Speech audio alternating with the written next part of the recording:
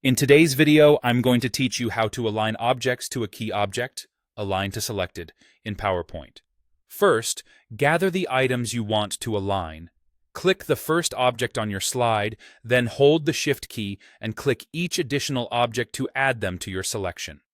Take your time here. If objects overlap, click along the edge or outline to avoid accidentally moving them. You can also drag a marquee around the items, but shift-clicking gives you more control when objects are close together. Next, choose the key object, the one that should stay exactly where it is while everything else lines up to it. To do that, with everything still selected, click the object you want to keep fixed last. That final click designates it as the reference. Depending on your version, you may notice a slightly thicker outline or a subtle highlight. That's your confirmation that it's the key object. Now open the Align menu. With the object still selected, go to the Home tab, click Arrange, and then choose Align.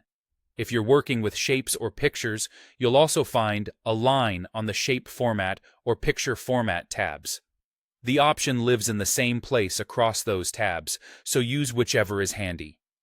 Before choosing how to align, make sure PowerPoint is using the correct reference. In the Align dropdown, check Align Selected Objects and then Align to Selected Object. This tells PowerPoint to align everything relative to the key object you just set, not to the slide canvas. You're ready to pick the alignment type. Align Left, Center, or Right will line up the horizontal position to the key object's left edge, center point, or right edge.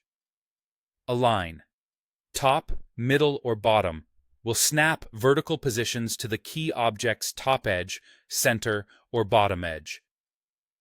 If you need even spacing, distribute horizontally or distribute vertically spreads the selected objects evenly across the range while honoring the selection and the key reference. Use the preview in your head and choose the option that matches your layout goal. When you click your chosen command, the selected objects move into place and the key object stays exactly where it was. If the result isn't what you expected, press Undo, confirm you clicked the correct key object last, and verify the Align menu is set to Align. Selected Objects and Align to Selected Object.